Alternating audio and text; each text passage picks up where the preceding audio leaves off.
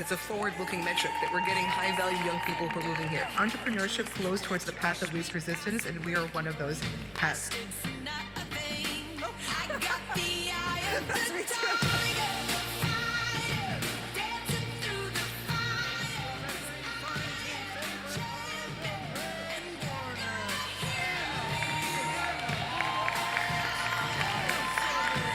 Thank you.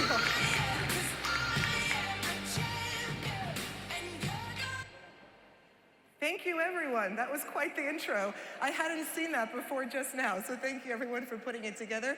And there was a little glimpse of my double life there, my jiu-jitsu competitions. It's all connected. So thank you all so much for being here. I'm really excited to be here. The topic is follow the money. This is a theme and a topic I've been talking about since the immediate aftermath of COVID. I felt in my bones, and I knew intellectually, that we were witnessing the dawning of a new age. There are periods in history where the after is very distinct from the before, where there's rapid change.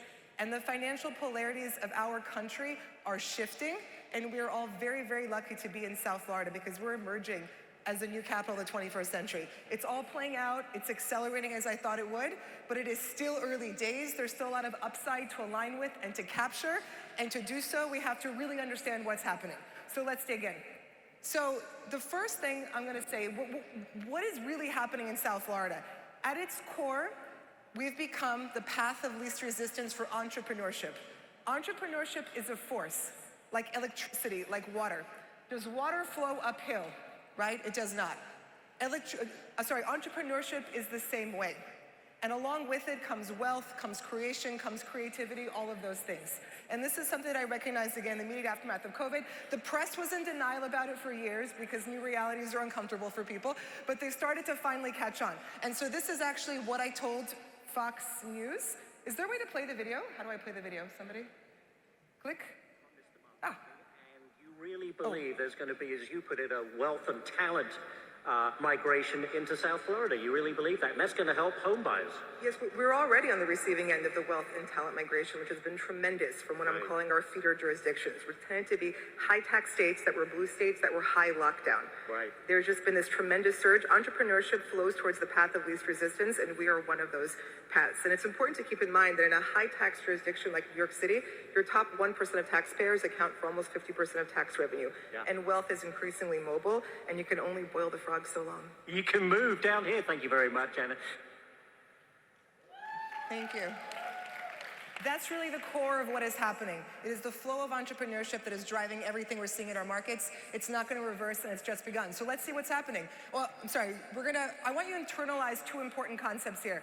That when I say long Miami equals long America, what do I mean? Back to this point, that entrepreneurship is a force. It does not die. Just because one place becomes hostile to it, it doesn't go away. It flows someplace else. And that change is inevitable. Trouble with this concept also. Think how different life was 100 years ago. And now we have connectivity which supercharges change. So great change is underway, and the goals of this presentation are to have us here as real estate professionals understand which segments of our market are benefiting, because they're not all benefiting equally, to understand what's really driving us so we can explain to our clients, our associates, the press, et cetera, why it's still early days, and how to align with what's happening and essentially predict the future. So let's go. What's happening? Flow of money. Here we have a chart showing aggregate dollars, single family and condos spent in Tri-County, South Florida. The last bar is year to date. So year to date, we're higher than 2019, and 2024 was 48% higher than our most recent pre-COVID year.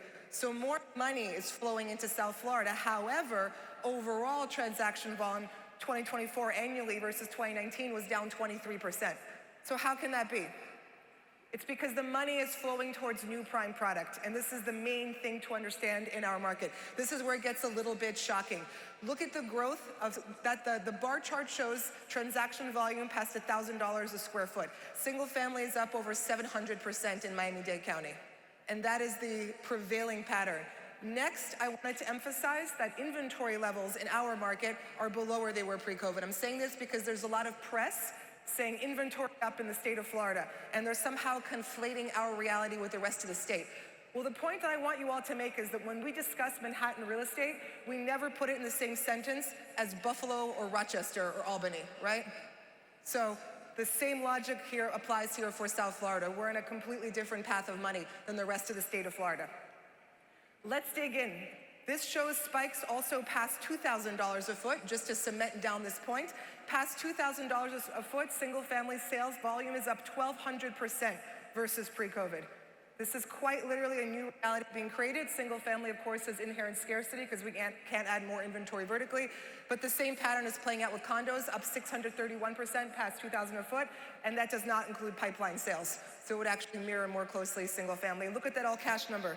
83% all cash for condos and 79% for single family. Taking a further deep dive into single family to show the magnitude of the wealth, the flow of wealth to South Florida. This is January through July data, past 3,000 a square foot in Miami-Dade County. This did not exist before COVID. This is what I'm talking about, the dawning of a new age. This is global wealth. We're rising on the world stage. Past 3,000 a foot through July, we had 27 sales. There was 0 in 2019. And we're on pace to have record sales volume for 20 million and up. So again, this is a reflection of the mobility, a clear reflection of the mobility of both domestic and global wealth. Next, cash. This is also one of my favorite slides. Whenever I want to ask you about a bubble, so people look at how quickly our prices have risen, and they jump to simplistic conclusions that it's a bubble. Bubbles are not defined by rapidity of price appreciation. They're defined by the irresponsible usage of debt. And bubbles crash when the underlying assets can no longer sustain the debt load. We have a heavy all-cash market. This shows high price points, but even at $1 million, the condo market was 70% all cash. Next, as a reflection of all of this, we have 8 of the 10 priciest neighborhoods before COVID were in California, 7 of 10 are now in Florida. And this again is a clear reflection of the migration of wealth and talent to our region. So, to where is this money flowing? What's the pattern? What's happening? This is a main point I've been making for years now, is that COVID, when I talk about the dawning of a new age, what happened with COVID? COVID broke habits long enough to allow the formation of new ones. People realized they were no longer tethered to their high tax jurisdictions, they were also high lockdown. And a certain percentage of people realize that they are mobile, and these are people that tend to have more money. And if just 10% of people change their behavior at scale, that's enormous. And keep in mind that our realities before were very much defined by the 20th century. New York was the capital of the 20th century world. All those epicenters, the offices, everything was established before the internet. The internet came at the end of the 20th century. We incorporated it into existing habits. Now new habits are forming for those who can avail themselves. So here's the very clear pattern. And again, I'm a registered independent. This is just observation. The map shows aggregate data from 2020, 2024. The chart is something that I made using census data. I made a correlation between interstate migration patterns, top marginal tax rates, and political affiliation of sitting governor. The pattern could not be more clear. 8 of the 10 winners were states with 0 or no taxation and Republican governors, and 9 of the 10 losers were the flip side.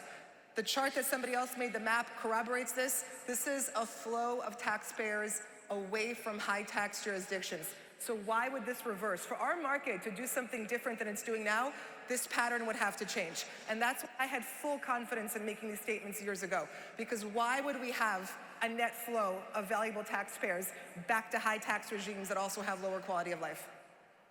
And again, for the first time now ever, we have the 6 fastest growing southern states, accounting for more of national GDP than the Washington, D.C., Boston, New York corridor. Why would this reverse?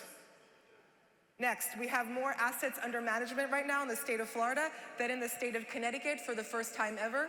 Why would this reverse? This is yet more momentum building. Next, we had Bloomberg finally reported on the fact that New York lost $9 billion of income to Miami and Palm Beach in 5 years. And again, back to the point that I made to Fox News.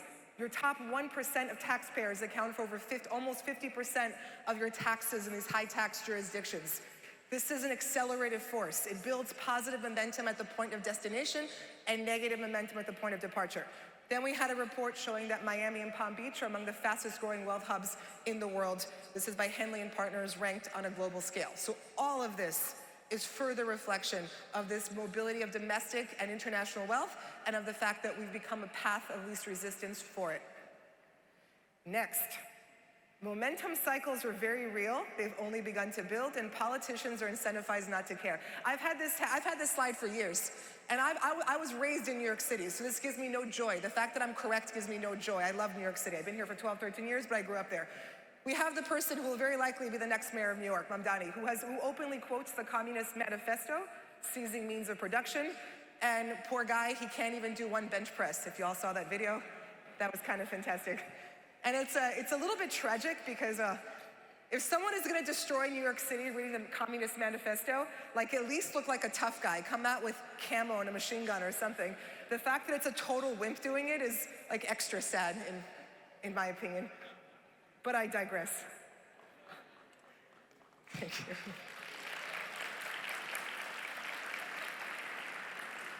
As an example, again, of these tax consequences and how politicians don't care because they just want to stay in power, we have the classic example of Jeff Bezos, of course, leaving a year or two ago, and his home state was floating a wealth tax and tradable income past $250 million, targeting him and 4 other people. His theoretical contribution would have been over 40% of this, so he left. And this is, of course, an outlier example, but the same thing plays out all down the spectrum of high earners. And again, if just 10% of them leave, you've decimated the tax base at the point of origin, and you further fuel our prime segments of our market here. So what will the future look like? How do we align with it? I believe that super prime is going to continue to grow around the world. We've become one of the places attracting this global wealth, but it is a global phenomenon. And again, we have a report there showing that global super prime sales have risen in 66% in the last 5 years.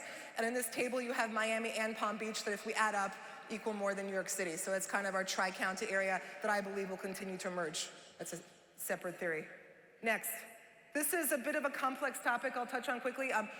Warren Buffett, this is on the concept of polarization, something else I've talked about. I also believe that we're in an era of wealth gap polarization, where we see extreme growth at the very high end of wealth, and that's also what's fueling our luxury markets because we're attracting that wealth on a global scale. So why is this? Buffett spoke, I think it was to Bloomberg maybe 10, 15 years ago, and he pointed out that in an agrarian economy, even if you were super smart, you were only a little bit richer than your neighbor because you did things a little bit better. Technology enables specialization, mobility, connectivity, and it kind of supercharges and scales the differences in wealth and performance. And all of a sudden, we have people who are 1,000 times richer than their would-be neighbor whom they left their hometown, now they have 1,000 times more money. And I believe this trend will only continue.